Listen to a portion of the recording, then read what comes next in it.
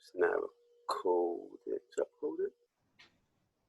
Yeah, it's recorded. Okay, cool. I'm going to kick off now. Cheese and biscuits, cheese and biscuits, bread and jam, soup. Here we go, I'm back again with another little podcast. Today I've got Matthew Milgate on to talk about the old Belgian beer. You might recognise him, recognise his voice and his face from a podcast with quite a while ago, wasn't it? When we did that pub podcast down the old Prince Arthur. October, November? Yeah, about football home and away days. But now... Mate, that seems a long time ago now. Being in the pub. Strange times, indeed. Yeah. It's like sitting in the pub and drinking a Ranger Boom and not worrying about social distancing and having to do stuff like this over a screen, computer screen. So yeah, I've got him Matt on, as some of you may not know that you're half Belgian, and so you know. Correct.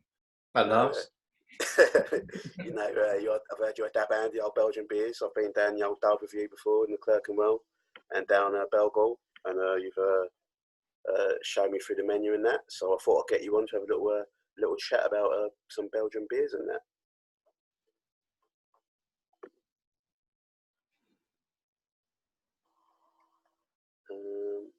So yeah, what beer have you got to hand at the moment? I'll show you the bottle. This one's a relatively light one. Mm-hmm. No, I'm only joking. 8%. Castel Red. So Castel's a Flemish brewery. They've got quite a wide range of different beers, like blonde beers, darker beers and whatnot, but they're quite strong. I think that's one of their weakest, and it's 8%. So yeah, pretty fairly good.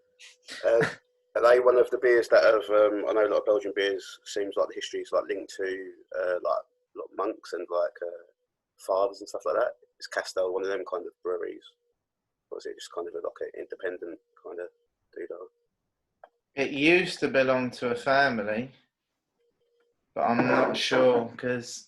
I mean, obviously, InBev took over quite a few breweries in Belgium, which is now American-owned, I think. I'm not sure. I'd have to get back to you on that. It used to belong to the family. I know that much. Fair enough, fair dues. What I did when I did a little bit of research about old Belgian beer, because Belgian beer is world famous, and actually I should tell you what beer I'm drinking as well. I am drinking Guise Boon. Picked this up from Waitrose last night. It's got a nice little kind of like flute bottle-like, with a nice little champagne finish to open up. So I thought I'd bolt by that because I'm a bit of a ponce. And it's... you can't say that. Yeah, it's 2017-2018 brewing season, so hopefully that's a good season of booze. And I'm drinking out of a wine glass as well. So no. I've not got the official. Not got all the gear for it. No, I'm actually drinking it out of the proper glass, as you can tell. Yeah. Castel glass. And actually, if you ever go to Belgium, a proper Belgian bar will only serve you the beer if they've actually got the glass belonging to that particular beer, if they're a decent establishment. Yeah, we were just chatting about this before we went live. Fresh. Yeah, then I saw watched some video about that. Some bar won't serve you the beer when they've not got the perfect glass or the correct glass that goes with it. Thinking about how the glassware is married with the actual beer to get the right texture and taste, isn't it? To get out of the beer. Yeah, that's exactly it. But some people think it's a bit over the top, but I quite like it actually. I think they take it very seriously. I hear a lot of people saying German beer is the best in the world. I'm like, no chance. Like, it's good. There are some good ones, don't get me wrong. But when you look at the size of like Belgium and the amount of beer it produces, I think last time, I mean, this is going back before I started uni, so summer 2004. I remember reading somewhere there was something like over 500 commercially available different types of beer. Yeah. And if you ever find yourself in Brussels, it's a bit of a tourist trap, but I love every time I go back to see my mum in Belgium. It's like a pilgrimage for me. I always end up in a bar in Brussels right near the Grand Place, which is the main square, the oldie worldy square, Yeah. which goes way back to the Middle Ages. There's a really cool bar called Delirium after the beer, because it's owned by the same brewery. And they've got a few bars knocking around central Brussels. But it guarantees that any given time it can serve different 2,000 different types of beer. Really, Jesus. And it's got the world record. It's got a Guinness plaque for the world record, and I think it reached like 2,400 something. Not all Belgian beers. I mean, they've got beers from the world over, but they sell at any given moment. They sell most of the Belgian beers that are available commercially. They've got them in stock. Oh God, that sounds amazing. Delirium. If people listening ever go to Brussels, definitely worth a visit. And you'll go to, because you'll definitely end up near there, because it's literally a 3-minute walk from the big market square, which is one of the main tourist attractions in Brussels. So okay, cool. How far is that from the main station, the old Eurostar?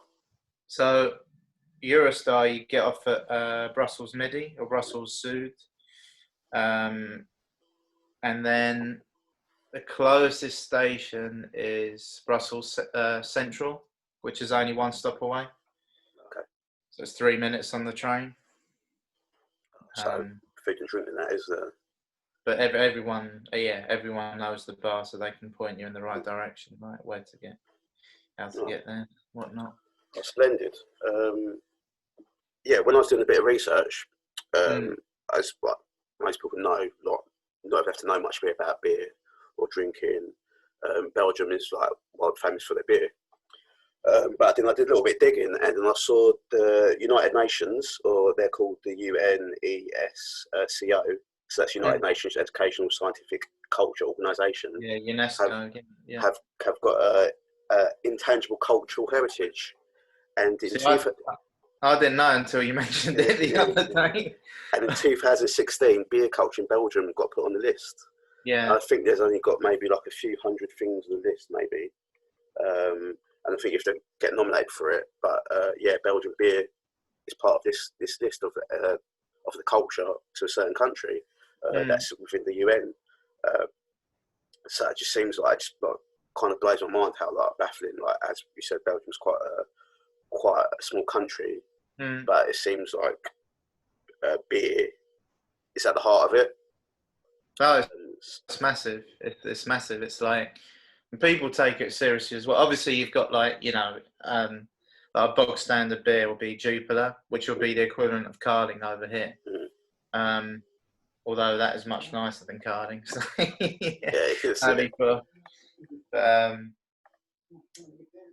lot of people drink that, like if you're with your mates after work, whatever. But even in just an average bar, like anywhere in Belgium, you will have a stock of nice bottled beers, which isn't what you necessarily get in pubs over here. I mean, it's serious. Like, they take it seriously over there, and I think it has been part of the fabric. So I suppose it makes sense for it to be recognised by the UN, was it? Yeah, right? United Nations. Yeah. UNESCO. Yeah. Yeah. So, how do you feel like growing up there and seeing that? I don't know, what makes it that kind of like the cornerstone, the foundation? Because like over here, they talk about, we love beer and all that stuff, but like we've not got that tradition and like beer culture. Like like in Belgium, we've not got what's the population in Belgium? Can't believe it's like what 10, 15 million, is it? If that? Probably about 11 million now. About 11 million. So just a couple of million bigger than London. Yeah, exactly. For a whole country, and they've got like a vast range of like beers in this kind of a small country, and then like we're like 60 odd million people, nearly 7 million people, and I feel like our beer heritage is not as definitely not as diverse And It's not, but it's. I'll tell you what. Like we should do a separate podcast about it because what the UK's got, and a lot of people. I mean, I get that through my old man. Um, what the UK's got, it's got some very excellent ales and bitters, and people used to traditionally only drink that. Now, I don't know whether this is an urban myth or not, but he tells me that there was a really hot summer back in the 60s, early 70s. And obviously, bitter's not that good a drink when it's hot. It's not really a summer drink. You drink that in the winter, whatnot. So a lot of people got influenced into drinking lager instead. But there are some really good bitters around, like Harvey's in Sussex. Dunbar and all that in Cornwall. So I think Belgium is more, how can I say, it's more nationally spread, if that makes sense. Whereas in the UK, it's probably more localised. But I still think there is a certain beer culture here. But yeah, Belgium. So you mean like localised? We say like John Smith's and all stuff like that, Toddingtons and things like that. They're not brilliant ones. But just in general. I used to drink John Smith's at uni every now and then, so that says it all, doesn't it? But there's some decent beer in the UK. I just think, I don't know, like it's an older generation thing. I don't think our generation even. I mean, obviously younger than us, they don't. Well, younger than us, I don't think they're drinkers anyway. Don't drink as much, No. But no, we could do one about that because that would be interesting. Yeah, it would be. Yeah. No, it would definitely for sure. But I see like the plinth of the old Belgian beer is like second to none, superb. Like for how big the country is and how much beer selection and choices they've got. The different. That's what I was saying about the comparison with Germany. Like when you look at how many beers are available, I think it might be a similar amount, but obviously Germany's got a population of 70 odd million now. Yeah, probably something like that. Belgium's got 11 or so. So it's quite remarkable. Yeah, and don't get me wrong, I don't like, as you said earlier, I don't mind German beer, but it's not. I don't rate it as high as a Belgian beer, and the UN don't rate it, and the UN doesn't rate it high as Belgian beer either. They're not on the old heritage list for their beer. Yeah, they're not getting anyone anytime soon. All right, all right, Anouk, don't get any ideas. Even though Germans like to bang on about how great their beer is, but I beg to differ. It's decent, but I think I'm not just saying that because I'm half Belgian, but obviously I'm a bit biased. But I just generally prefer the taste. I think I don't know, like one of my dad's mates, one of his Welsh mates made an interesting observation about German beer compared to Belgian beer, and I don't know if you've experienced the same thing. I think, I don't know, there just seems to be a chemical element to German beer that you don't find with Belgian ones. Just that taste.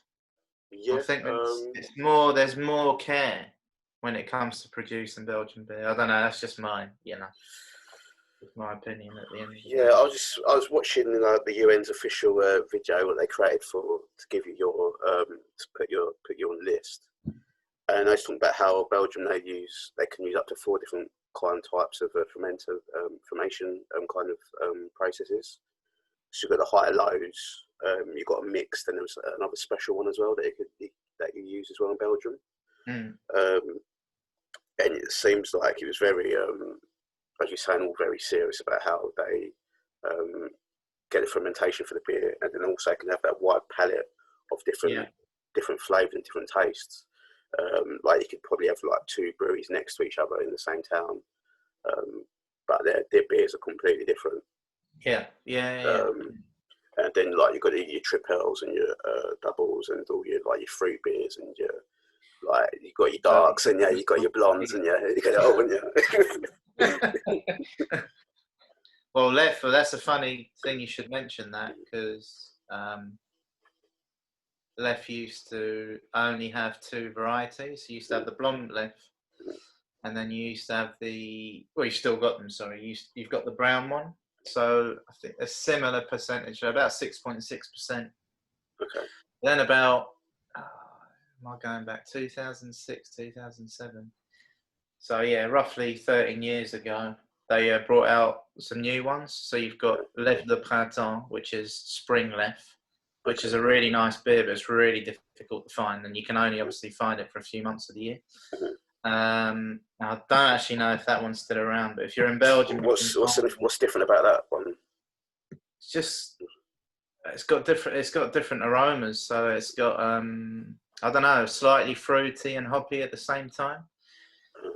Then you've got Left Blue, which is 9%, which will just knock your block off. So if you're up for a heavy one, don't go on that one too early, as I found out the hard way. Then you've got Left Radieuse, which is Left Ruby, which is quite similar to this one I'm drinking actually. So strong fruit beer. Radieuse, I've had it, but I'm trying to think what it tasted like. I think that was quite fruity as well. So yeah, so they've released like 4 new Lefs that I know of. There might be more in the meantime.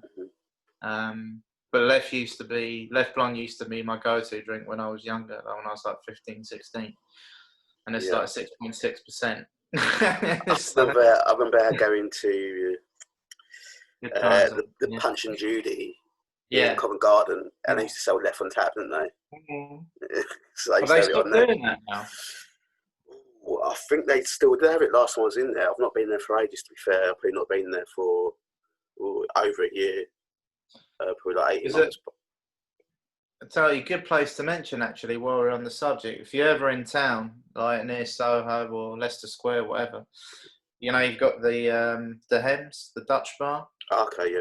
And they serve a lot of Belgian beer, and you can get Left on tap there. And it's not too pricey because considering you get a pint, I think they charge about $5.50, which isn't bad for a pint. No, especially Left as well, especially central London. It's good value. Good bar as well. Good to watch the Champions League. Yeah, it's not too shabby. Don't mind it there. And again, still knocking back to this old heritage stuff.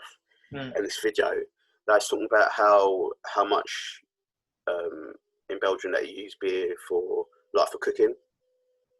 Yeah. So you would just chuck beer in, not in any old food, but it goes with quite a lot of food as well, which I find quite fascinating. So, for example, my best Belgian mate, his mum makes meat stew, which is one of Belgium's traditional dishes, and she actually uses a whole bottle of Left Brown in it. Really? Bloody lovely. Yeah. And if you go to Belgo, you can get that dish. Okay. Belgo serve it, and I think they do it with Left Brown. They definitely do it with beer, but it's shit. I mean, she does it with the Left Brown. It's meant to be with a dark beer. You're meant to do it with. Yeah. Don't ask me why. I mean, I'm no chef. I don't pretend to be. Okay, you don't incorporate any Belgian beer into your cooking, then? I never have done actually. Maybe I should start doing that. Yeah. I mean, I'll drink enough of it. Don't worry, it still goes down the same path. That's fair. I might try. Get old Belgian cookbook, then maybe Belgian cookbook, maybe. Yeah. Surely should be one of them knocking about. Whack in some waffles, get some Christmas beer, 12.5%.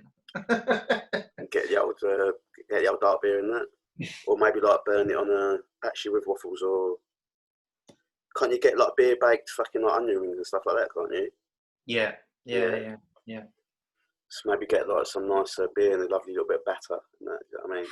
Bloody, I wouldn't eat too much. I'd be bloody bloody legless by the time you finish that thing. So I'll go for a run afterwards. You'll be bloody zigzagging all over the shop. Maybe pour a little bit more of this. Get a nice little taste. This is actually alright. Not much left of this. It's nice, this stuff. It's not what I expected. Maybe because it's green bottle. I don't know. Can't really see what colour it is.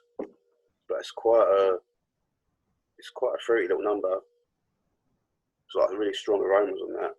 But it's 7%. But it's as general, Belgian beers are all pretty strong, not all pretty strong. Yeah. The most like ones that are exported are quite strong. Yeah. But they don't taste that heavy. So Yeah. this is 7%. And it's not a difficult drink. Yeah. The darker beers generally they're heavier. They tend to be. Yeah. Um, Do you know what? Do you know why that is? That Belgian beer seems to be quite of a higher ABV.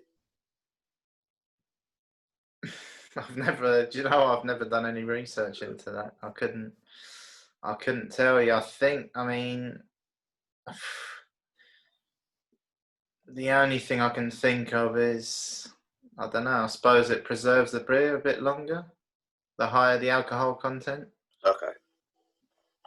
That's just a theory. I don't even know if that's right. I'm just throwing it out there. So We have to sue me, guilty. It's wrong, right? You can blame me for that. have to do some due diligence afterwards and see what we can dig up. Yeah. Anyway, then on to the old next point. My next little point of view. What is your favourite Belgian beer? I did say at the start I've been to. I must admit I don't know too much about Belgian beer, to be honest. I've been to Belgium once, but I went to a festival. So Yeah, my brother there. Yeah. Yeah, did you? But I didn't really get time to embrace the drink culture. Even though at the festival there was a Belgian, like a kind of a different beer tent as well. But they're selling like Goose IPA and stuff like that in there. They weren't like selling Well, like they didn't sell good Belgian beer in there. They had like one or two, but I think it was sponsored by Goose IPA rather than like a big Belgian beer. Criminal that, right? So it didn't. I had a quick I'm not drink being in Brussels. funny. That is the football comparison, right? Right? You can pick Messi in your team, or you can pick Seth fucking Johnson. Pardon the language. So, come on, man. Right? Blasphemy. Disgusting. Yeah, so I didn't get to sample too many Belgian beers really. I knew I had a quick one in at the bar in Brussels by the station, and then literally got a train to where the festival was to do it. Well, I'll tell you what we'll do when this all blows over. We'll have a little trip to Belgium next year at some point. I'll be going for that. I'll tell you what, I mean, Brussels has obviously got that bar I was telling you about, Delirium. But Ghent, I absolutely love Ghent. Like, it's such a cool place in the summer, and there's some really cool. Like, it's got an old canal, like the river, and there's a bar near there, or right on the canal, called. I'm trying to think. Was this Bruges or was this Ghent now? Ghent. Did I go? Yeah, in Ghent. Sorry. So it's called the in Flemish. It's the beer house, so beer house. Okay. And it serves about not many, about 150 beers in there. So enough to spend one afternoon. But it's really good. It's one of my favourite places in Belgium. So yeah, once this is over, we'll have to go on a Belgian beer trip. Yeah, jump out Eurostar. Yeah. So yeah, what is your favourite Belgian beer? Right. So I've got a few, and luckily I've got it in the fridge. So I'll be bringing it out once I finish this other one. So it's La Chouffe. I've actually got the glass here. I'll show you. Don't know if you can see. Okay, the little Nomi. Little garden note. Yeah. So that's one of my favourites, the blonde beer. They do, once again, they only used to do two varieties, a blonde one and a brown one. But since then, they've got a slightly weaker blonde one, which is like 6.5%, which is called La Chouffe Soleil, which is the sun. So La Chouffe Sun, right. That blonde one is, I'll tell you in a minute, I think it was 8.5%, just another weak one. No. The brown one's about the same, and then there's another one called Max Chouffe, which is slightly heavier, and I think it's stronger as well. But they also do their own spirit there. Okay. So they only sell that around Christmas time, but it's really nice. Like it's like a coffee liqueur. Okay. They do all sorts now.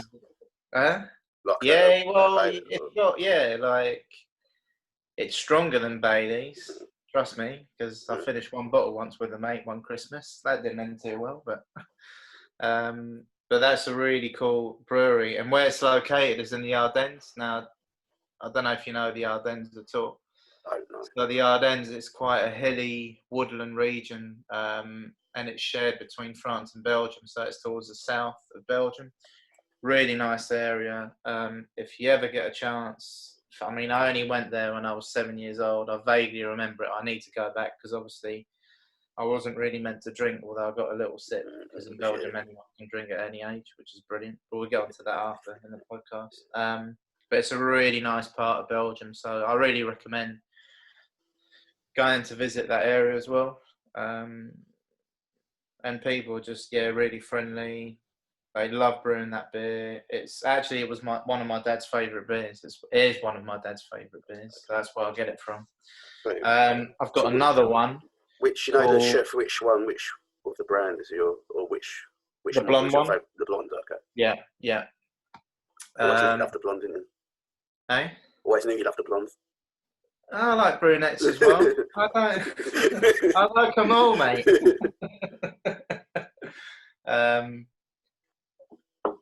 Another favourite of mine is, I mentioned it to you before. I don't know if you managed to order it at all. Triple Carmelite. No, I didn't. Yeah, you did. They still, I mean, obviously we've not been able to go there recently, but they used to sell it in Belgium. Okay. They also sell La Chouffe Blonde in Belgium. They do big bottles, like 75 centilitre ones. Triple Carmelite is up there. They actually, I'll tell you where. Oh, they serve it in the Hems as well. Okay. So, and there's some decent websites because obviously we've been on lockdown, and I was actually meant to be going to Belgium for Easter weekend, but COVID put paid to that. So I was like, you know what? Like, as much as I like my cider and that, and I've bought some London Pride, I was really craving Belgian beer. So I found this website called Master. I don't think it's plural. I think it's Master. I'll have to check. I'll give you the link later on. But I think it's Master of Malt. Okay. And they sell whiskey and other spirits, but they do have a rather decent collection of Belgian beer. Okay. And I managed to buy some. I got Triple Carmelite off there, but unfortunately I finished them, so I can't show you the bottle of drink. Have you got a matching glass for that as well? Yeah. I think I've got one somewhere. I'll have to try and dig it out. But I've got one for La Chouffe that I showed you, and Castel. I mean, that is one of my. I've always wanted to get all my favourite Belgian beers and get all the glasses for each and every single one. That's just classy, isn't it? Yeah. I find it. So that's another one. Another one. Okay. Hey? No. I think he's going to. Don't interrupt me, brother. I think he's going to. No, it's fine. That's going to be my next question. Have you got any more? Yeah. I could go on all night, but now I'll limit it to another two. So another one of my favourite ones that I've been drinking for as long as I can remember, probably since I was 17. It's called Barbare. So B-A-R-B-A-R, Barbar, which means barbarian in Flemish, and in French actually, but without the and that's quite different because that beer contains honey. So it's not suited to all taste. It's quite an acquired one. But it's really nice. And that comes with a really cool glass because what they actually do to it compared to most other Belgian beers, they actually freeze the glass. Okay. It just gives it a nicer taste, even though they chill the beer as well. It's like, what kind of describe? Well, it's not the same, is it? Guinness extra cold, but yeah, the glass is extra cold, and then. Oh, what's happened? I can still and it's not all my Belgian mates like it, but I love it. It's just got that taste where the first time I had it, I'm like, yeah, this is going to be one of my favourite beers. I was hooked. Not in an alcoholic kind of way, but yeah, just that lovely sweet taste, sweet honey. I'm I could go on and on, but I'll tell you what I've actually got. Right. Let me just get a bottle. I'll be back in 1 sec. Yeah, nice, mate. Having a nice little interlude here while Mathieu goes and picks up his another little Belgian little number from the fridge. Hopefully it won't be too long. Whilst I've got a little break on here, don't forget to follow and like on Instagram. And if you do enjoy the podcast, hit a little review up on iTunes. That will do greatly for me. Here we go. He's back now. There you go. Right. So I'll start with another favourite. I mean, there's so many that I enjoy, but this is probably... Yes, I've mentioned the Chouf, I've mentioned Bar, I've mentioned Triple Carmony. This is Quack. Okay. Quack handle. The glass. Yeah, I do have the glass. Yeah, I need to try and reach it without smashing the place up. 1 sec, bear with me. Oh, bloody hell. How am I going to get this? There you go, step ladder. Yeah, I'm going to have to. Hang on 1 sec. Oh. If I don't make it alive, tell my wife and kids I love them. For the people that has just listened to this, Mathieu is now on the chair doing some gladiator acrobatics to get this glass. Yeah, things I do for people. Right. Pure gold, this is. The story behind this beer, it's a very old beer, it goes back to the 1700s, I think. Don't quote me on that, but around that time. So can you see the glass? Oh, yeah. So that's what it comes in. And basically what it was is when people used to travel around the country in horse and carts. Mm-hmm. And that's what the rider used to have at the front, so he wouldn't spill it. Okay. And they've kept the original glass to this day, so they still make them, and they still serve them. I would describe that glass. It's kind of like a... It's like an hourglass in a way. Yeah. You can see. Yeah. It's a bit like, when you used to go in science, isn't it? Like in school, isn't it? Bunsen burner. Nice little burner. Hence the bunch. So, yeah. So that's Quark. And that's a very strong beer. Like, it's heavy, it's dark. Only 8.4% again. It's another light one for you. Yeah. I'll tell you a little funny story. As Gordon Reed refers to him, Gary Boost, one of my best mates, Kiwi, Mark McDougall. Going back about 10 years now. So it was a Brussels Beer Festival. So it's just someone... I'm dodgy in the street.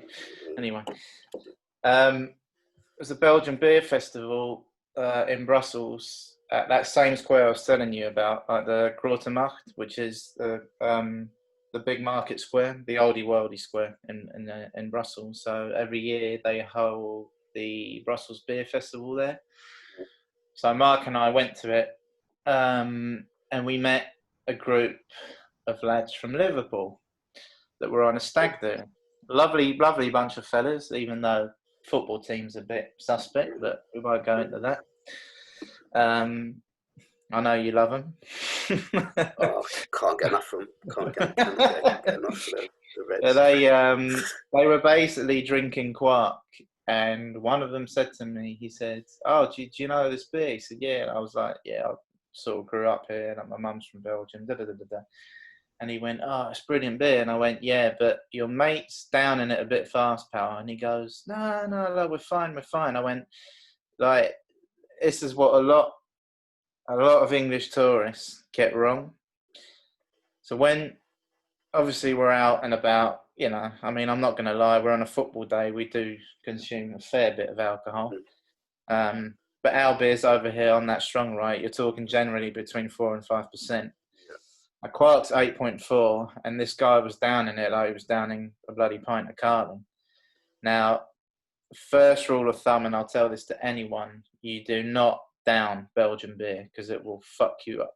It will mess you about and give you a stinking hangover the next morning. You savour it. It is meant to be savoured. It doesn't Generally, obviously, they do in the UK because they haven't got the right glass. But if you look at most Belgian beers, especially the strong ones, they don't come in Pints, do they? pint glasses or 50 centilitres. They usually come in 25 or 33. There's a reason for that, because the beer's bloody strong. So anyway, this chap found out the hard way. Half an hour later, his mates had to cart him off back to the hotel that we're staying at. So, yeah, go easy. Savour it. You can take all day drinking it, but, I mean, I'll easily drink. You know me, like if we get like early kick-off and you're out with the lads, where you'll easily do 14, 15 pints. Yeah. And I'll feel fine. If I was to drink Belgian beer all day, I'll be done for the next 2 days. Like, it's very strong. But do you feel some of that's down to? So yeah, you're right. They don't sell Belgian beer in like biggest volumes. They do pints over in the UK. Do you feel that it's down to like the craft and artistry of creating the beer? So they don't want you to scull a beer. They want you to actually sit there and like taste it and like experience it, rather than having like quick, easy drinks that we have sometimes over here, like say Carlin, for example, or Foster's, quite like lagers, aren't they? Which you could just probably net quite quickly if you want to. Yeah, I mean, Belgium's got those like Jupiler and that. I was meant like Stella, obviously, is the Belgian lager. Yeah, and people like down those, but I mean, yeah, there's still people that drink those really quickly, but I wouldn't recommend it. No, for me, it's like, it's also enjoying the beer. Like you're saving it. It is an art. Like, it's, it's almost like, the French have got their wine, Belgians have got their beer, you've got fine wine, you've got fine beer. So, I think you're just ruining the experience if you're just sculling it. Like, yeah, I think so. I did see a video actually with that very quote, if wine for the French and beer for the Belgians. So yeah, that's a good little quote. It seems like it's got legs on that little quote. Well, it seems like it's true. From just doing that, the bit of research I've done just to do for this pod, the beer world seems quite mad in Belgium, and I feel I've let myself down that I've not been there to actually experience it firsthand. That's all right. There's still time. Yeah. Once this is all over, we'll get out there, mate. All right. There was one more beer I wanted to show you. So I don't know whether you've heard or not. There was a beer that was brewed by monks. It got voted, I think it's 2 or 3 years running, the best beer in the world. Okay. The Flemish beer called West Vleteren, Vleteren, if my memory serves me right. It's a strong beer, and they don't produce a lot annually, so it does cost a fair bit. So I took my then girlfriend to a bar just off the Grand Plus where they serve it, and I think if she's still got the bill somewhere, I can probably get a picture from her at some point. But I think the bill for 2 beers came to about €36. But Scandinavia, that is, isn't it? Like it is. At the time, it was still voted the best beer in the world. So yeah, you have one. But it is a bit of a gimmick, and the reason I tell you this is because I've got a beer right next to me. So I don't know if you can see it. You mate? Oh yeah.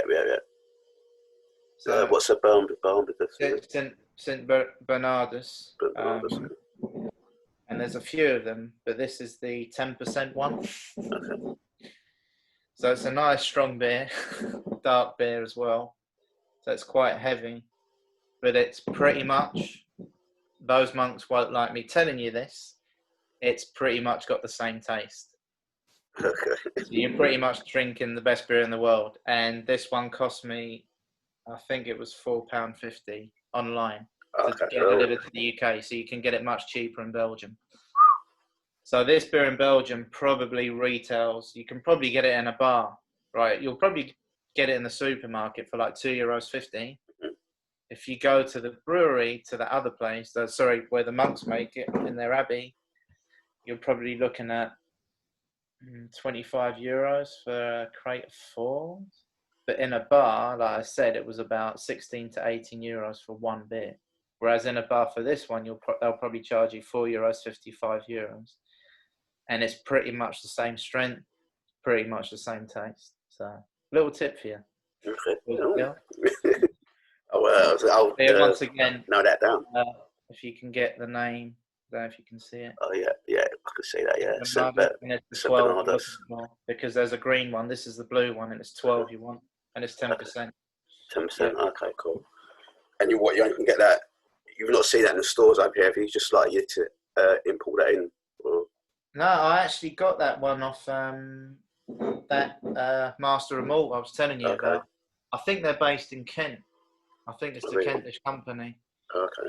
So, and bearing in mind this is during lockdown, so obviously their orders are going to be quite busy. I think I got it like within 5 working days. So that's all right. It's a decent website. I'd recommend it. Yeah. With that, we're still on the favourite beer bit. So you just rattled off like 5, 6 there, different beers. Yeah. Because the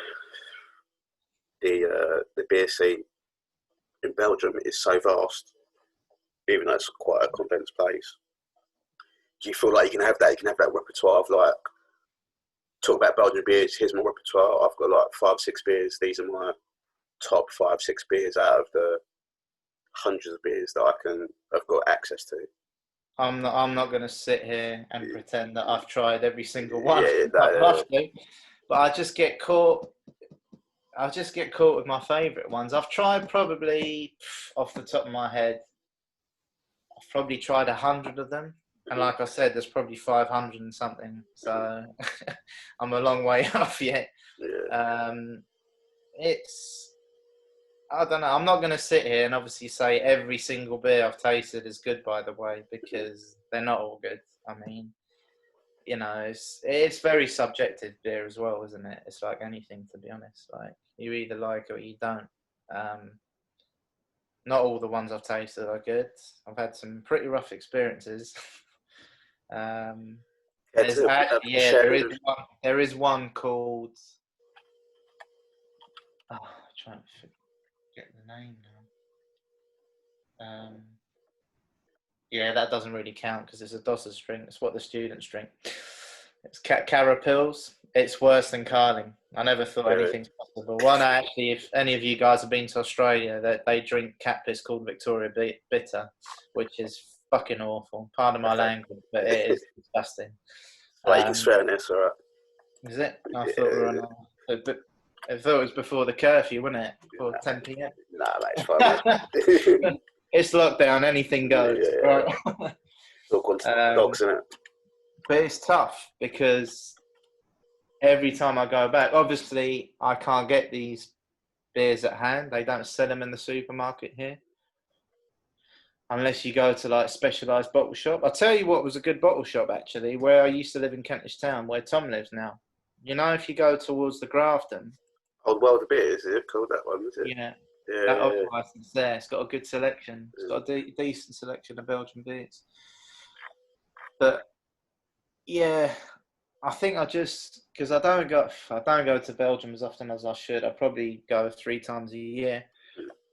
I just look forward to drinking the beers I know, but I should really make an effort, especially when I go to Belgium and I go to Brussels and I go to that Delirium bar which serves over 2,000 different beers. I really should make an effort to try a different one every time I go, at least, you know. Try and do the old yeah. How much do you reckon you could do in a day? What? I don't know, like 7? Depending how strong they are. Like, yeah, I mean, if you space it out, if you get there like a good thing about it's open until 4 a.m. every night. That's right, then.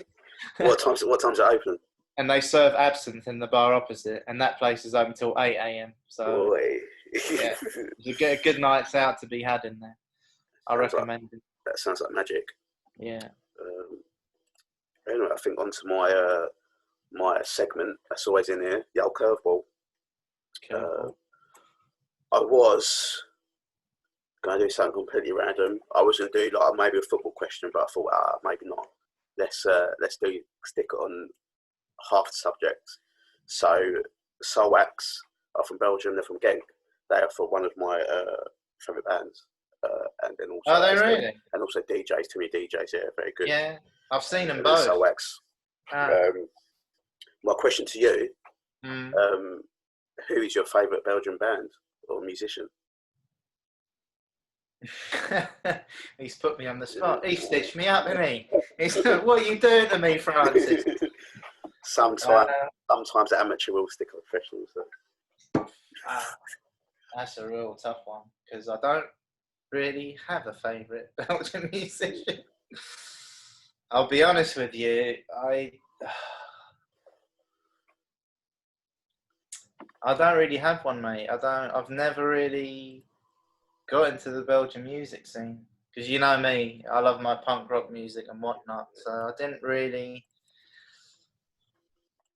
Is there not any crossovers like any Belgian punk bands? Or? There was a really cool, funnily enough, as you're going to say, a hard rock band called Channel Zero. They were from Brussels. They were quite heavy. Okay. But I didn't really have a favourite Belgian band.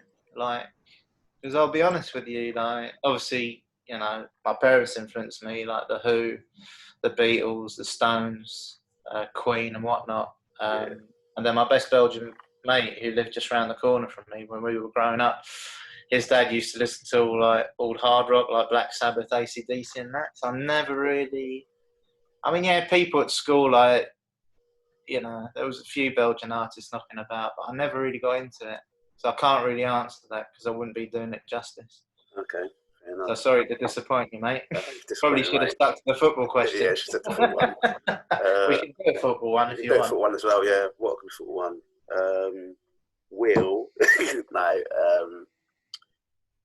Just standard one.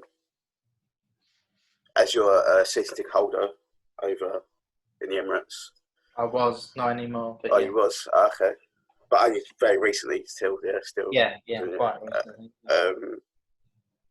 How do you feel about the return of football in this strange world we're living in right at the moment? I'll be honest with you. I've seen sport return in Germany in the Bundesliga. And for those who don't know, I'm a big fan of German football. Done one weekend over there and I can't recommend it enough. German football's brilliant. I watch a lot of the games usually. I tuned in for about 5 minutes and I'd had enough. Obviously, I haven't got the element of there's my team playing, which obviously I'm going to watch all the Arsenal games. But without the fans there, no atmosphere, it just doesn't feel right to me. It doesn't feel right, and I'm going to sound quite political in that. It just doesn't seem right, especially in this country when we haven't got rid of the virus yet, to play professional football. You've got players such as Troy Deeney, whose daughter, is it, or his young son, who's got an underlying health condition, and he's still, I think, it's not fair. It's like I don't think it's right, and I hear people saying, "Oh, they get paid top dollar." Well, they've still got families to think about. If this virus is still out there, what if one of them, one player, one day picks up? Spurs have got one that tested positive. Harry Kane leaked that out. I think it's one of their players. So I'm not being funny, but you've seen it that young people are dying from this virus, like young and fit ones.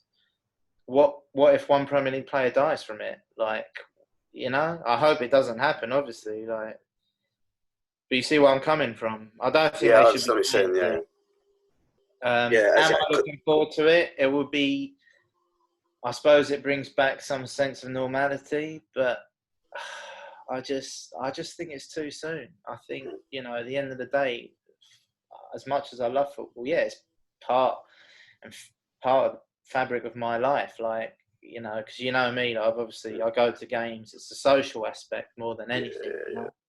Because players come and go, managers do, but the club always stays the same. The fans are always there. That's what makes football, especially in this country, so great.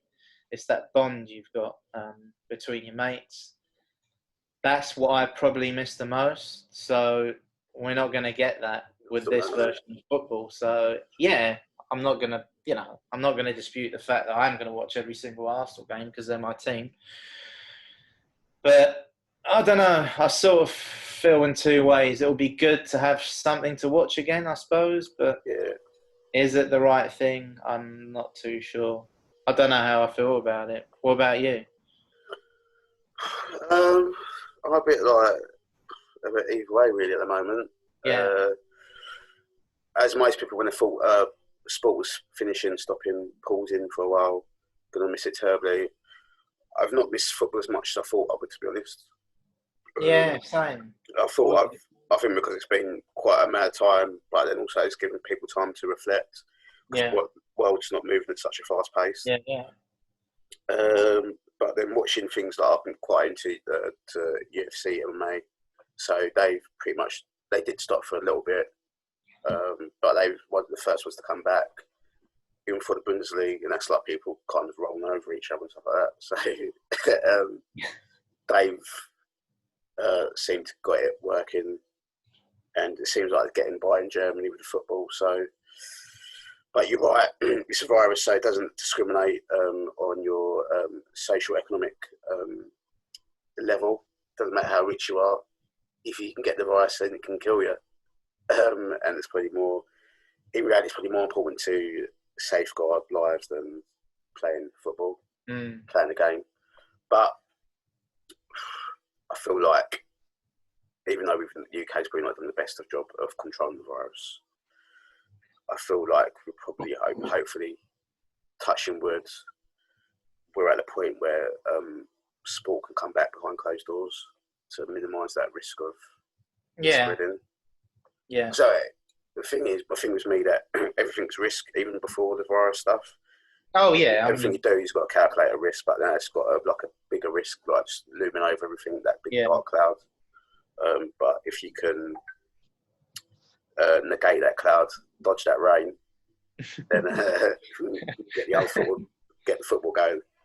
Yeah. Yeah, I think it'll be a while before we see fans come back to the stadium. Because obviously, like Tom and I were meant to go to the Euros this year. Yeah. The only time I've managed to get tickets to a major tournament, and then a fucking virus starts. Typical, isn't it? I don't think it is what it is. I don't think it's 2021 is it, till fans be back in the stadiums. I don't think so. Yeah. I don't think until they get a vaccine, or unless it disappears miraculously. Yeah. I mean, they have eradicated it in New Zealand, so that's one positive, I suppose. Yeah. But this is once people start travelling again, isn't it? And it's just starts again, doesn't it? Start spreading again. Yeah. But no, I think for football fans, mental health more than anything, maybe subconsciously, it is a good thing because at least you get to see your team again. I suppose it's one step towards returning to normality, but yeah, I'm still on the fence about it. Yeah. I think we all right. Yeah, we can all see the. Apart from Danny Brown, his team are champions. So exactly. Danny Brown, going up. City, the mighty Coventry City. Jimmy Hill will be proud. Yeah, I think people all a bit consider pros and cons and stuff, but hope that all goes well, and then we get to complete the season and we can. Yeah. Have a laugh. Can I quickly get that new beer and I'll show you. Nice, mate. Yeah. I've got about to crack another beer open as well. Nice. Okay, another little gap in proceedings. I need a quick gap. That's quick, mate. Fucking hell. It's funny there. Fridge is there, mate. Fridge is there. Okay. So this is the La Chouffe I was telling you about. I've got the glass garden now. It should be. They used to write on it that it was an Ardennes beer, but they don't seem to anymore. Anyway, something else I was going to show you. No, I can't remember now. Don't mind me. Belgian beer's already gone to my head. I'm not used to drinking anymore, so I've had one. Bloody hell. So I've had 4 Strongbows down the alley. I've got a Belgian beer as well. This is 8%. This one is 8%. No, 7%. Sorry, it's a Saint Stephanus. Oh yeah, blonde. I yeah. picked this up as well. Can't really see it on the camera, probably can you? I love that writing. That writing is brilliant.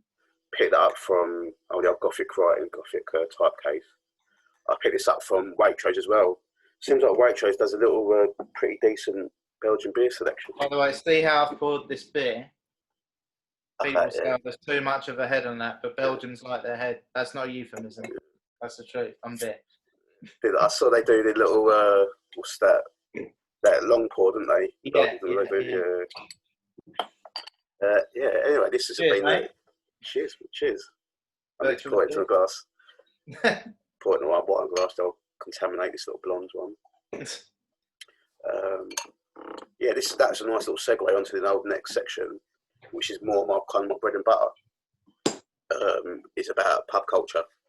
So Yeah. about the pub culture in Belgium, and originally before all hell broke loose with this mad virus, I was going to speak to you about pub culture in Belgium rather than just Belgian beer. Belgian beer. But I still want to fit this in here, talk about pub culture and the differences, if they're subtle or quite vast, between a pub/bar in Belgium to what we get over here in the UK. I think, like, I don't think anything quite beats a British pub. There's something about it, like a proper one, like the atmosphere and that. I don't think it's replicated anywhere else in the world. But Belgium's got a good drinking culture. It's more bars. There's no such thing as a pub there. But it's not too dissimilar. There's a very strong football culture there, so it's quite similar to the English one, although on a much lower scale. Yeah. And the teams are shit, so there's not that many fans compared to the UK. It's Belgian Division 1 football is pretty similar to Scottish football. It's pretty terrible. A lot of goals, though, isn't it, in Belgian football, aren't there? Well, there should be, because the defenders are awful.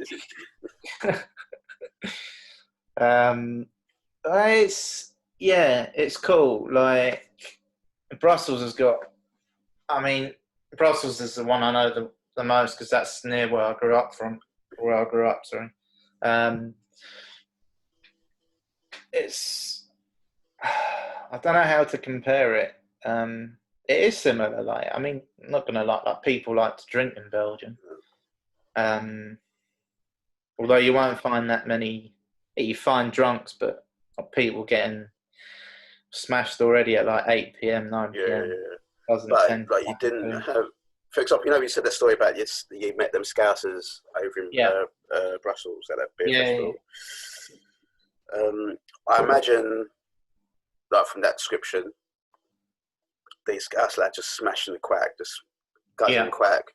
That's exactly what the guy did. Yeah. You had a word from them because you spoke to him because so you was near work, whatnot, and then the rest of the maybe people that are from Belgium there were just like going around sampling the beers and just like having quite a chill time with it rather than the scam absolutely mental like we tend to do here. Yeah, that's quite accurate.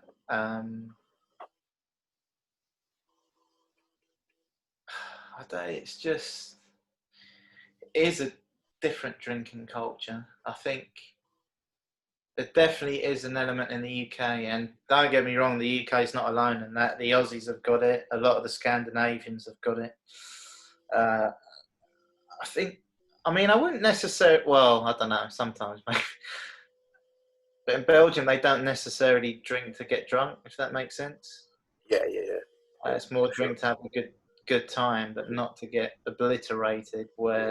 Whereas I think the UK culture is still got a lot of that going on, and I'm not going to sit here and pretend I'm an angel because I'm not.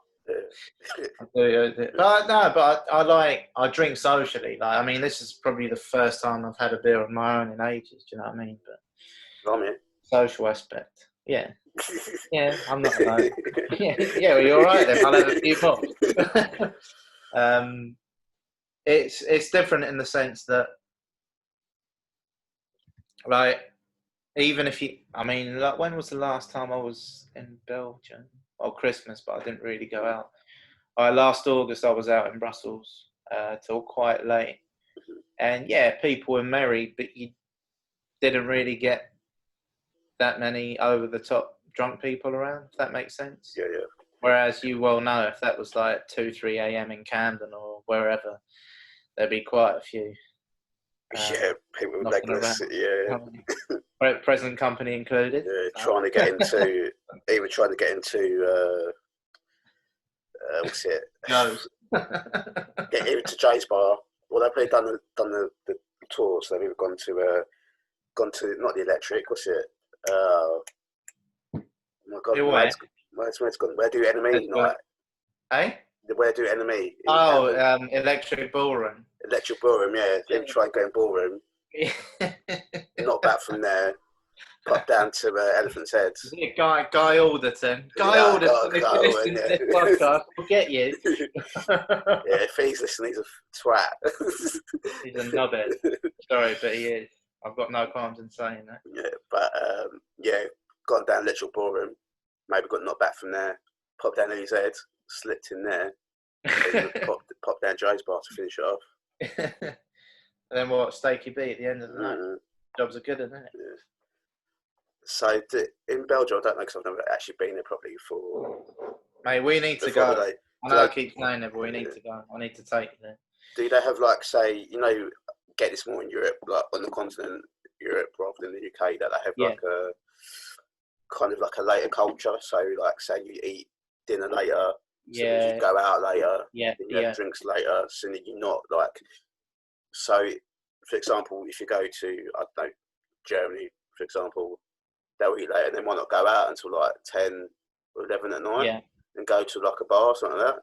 But like if you go to a bar here at 10 or 11 at night, people have been whacked because they've been there since 5 o'clock or 6 o'clock. If it's after I don't know what you're talking about. This has never happened to me. if it's like a Thursday in London, knock off work 5:30, mate, straight in the pub. You can be there till like closing. After have been there midday before on a Thursday.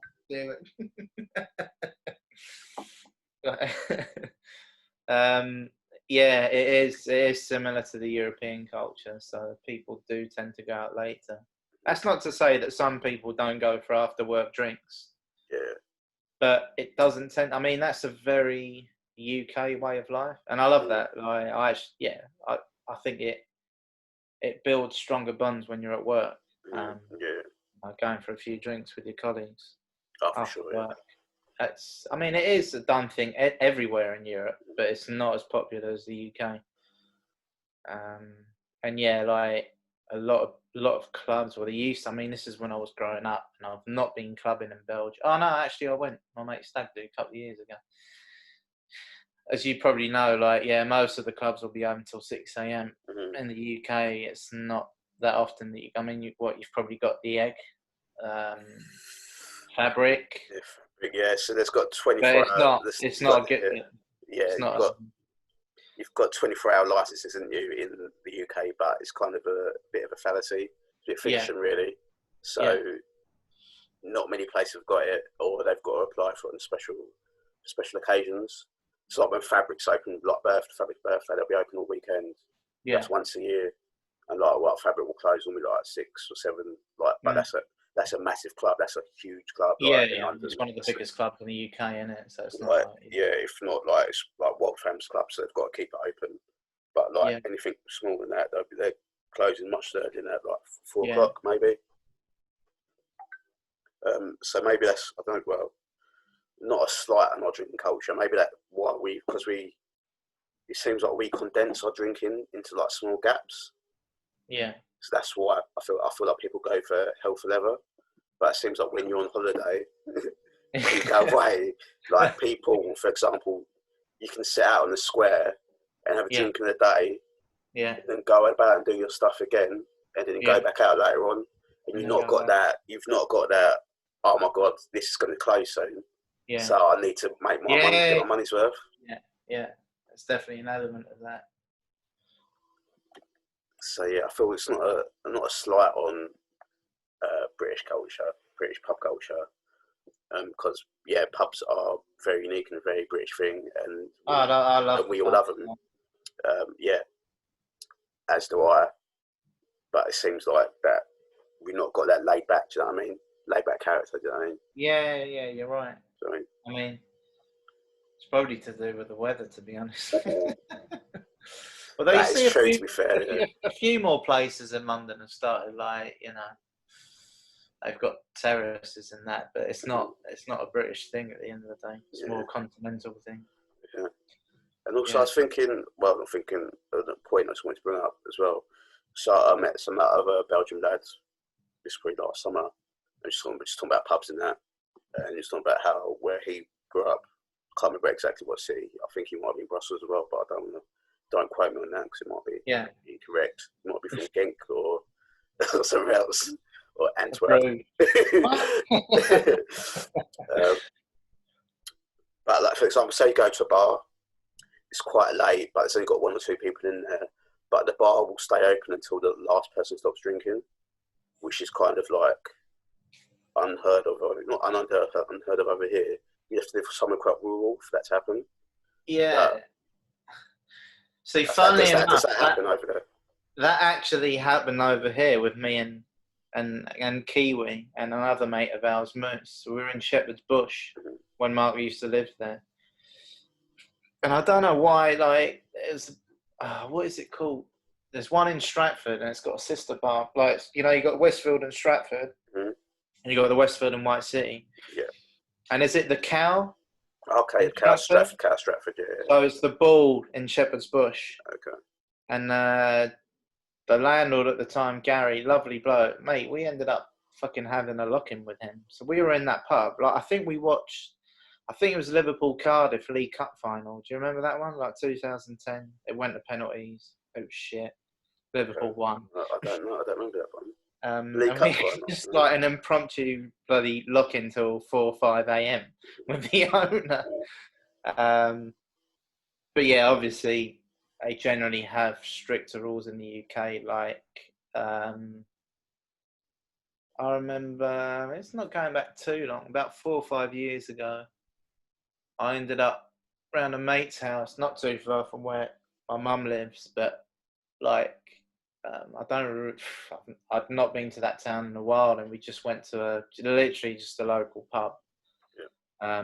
And we ended up having a lock-in, and it's happened to me a few times in Brussels. I think it's more of a done thing over there. Yeah.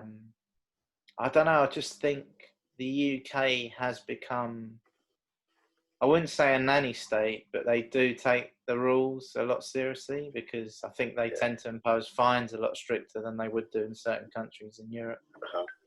It's like one thing that always cracked me up. It's changed very recently, but obviously, like, you know, like Belgium's the seat of the EU, you know, Brussels, so you've got the European Parliament or whatever.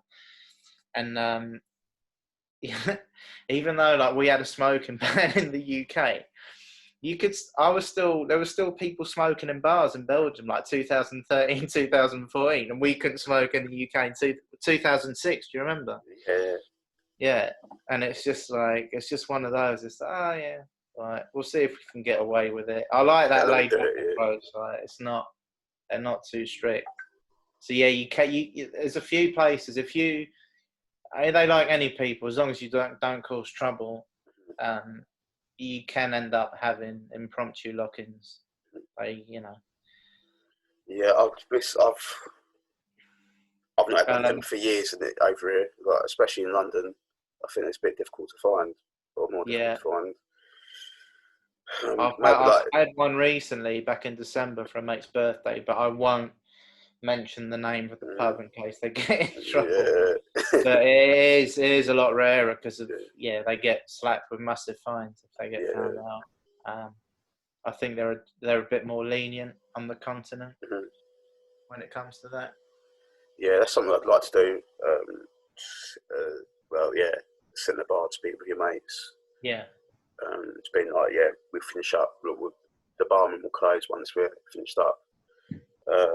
Maybe like a bit like a setting where we like pop in the park that time. We had that room to ourselves, a bit like that. Yeah, I remember that. but with better beer and probably better view. I think we're more or less done, really. I think we've covered a lot of bases here. unless you've got anything more to add.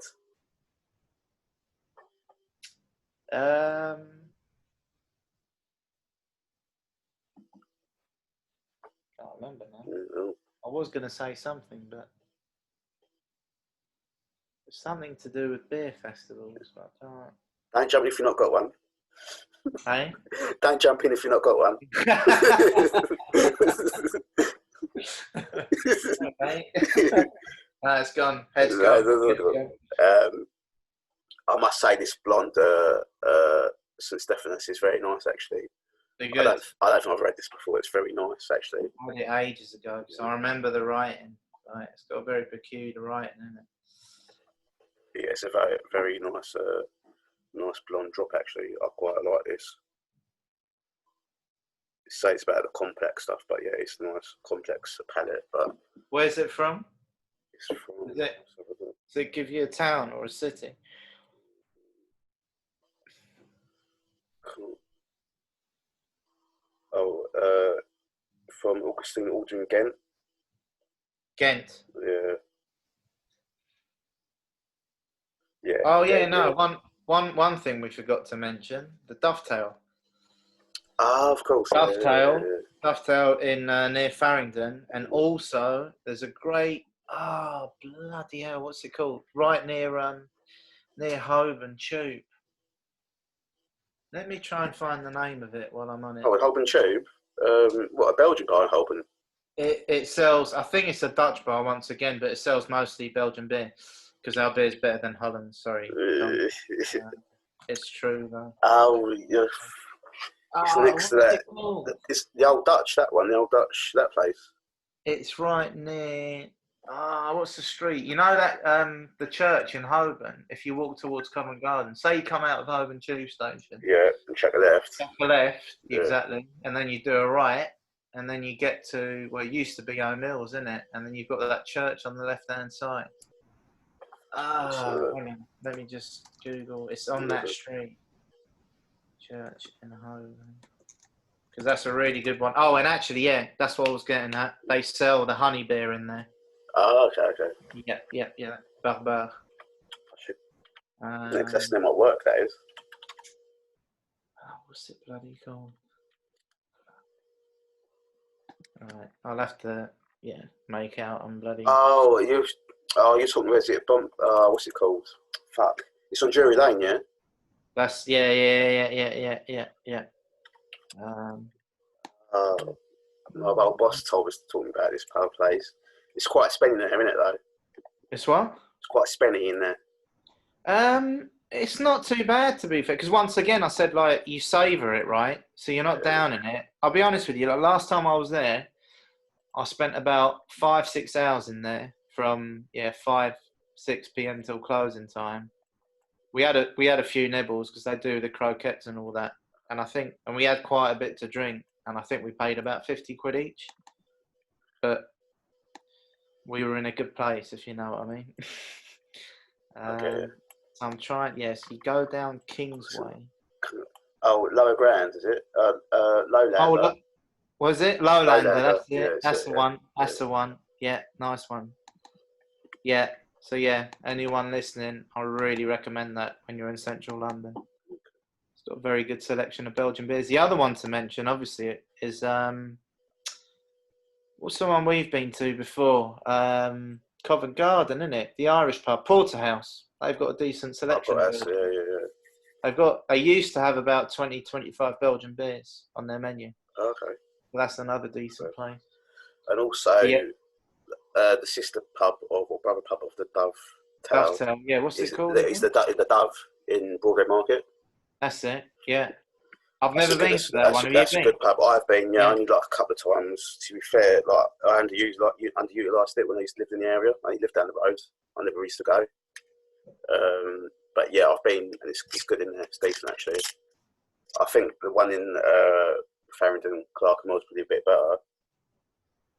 But what is it though? No, I do like the one in Clerkenwell.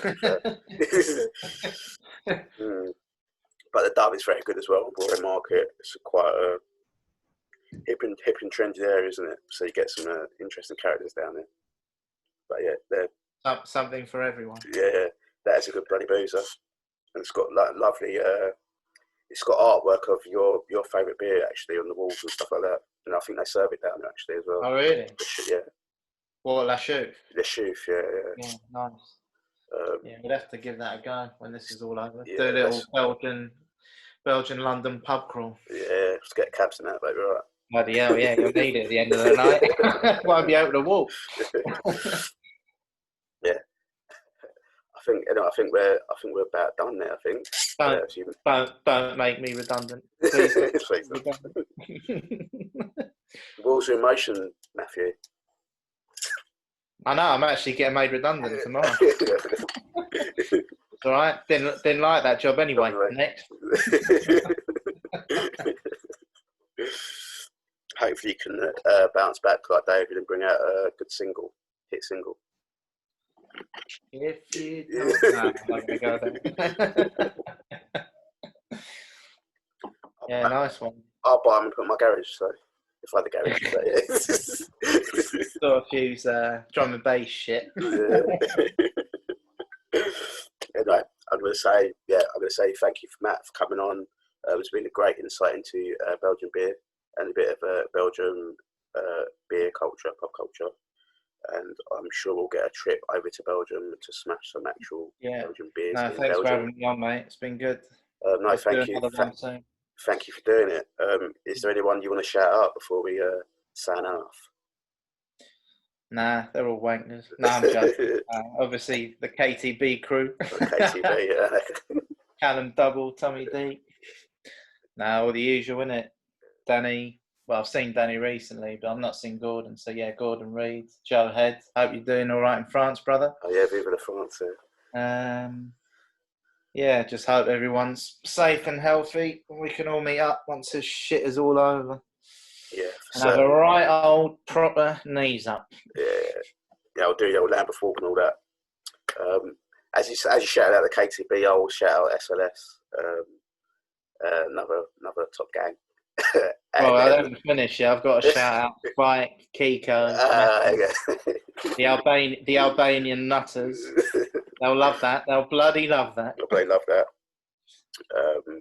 But yeah, I'm saying thank you again, Matt, for coming on.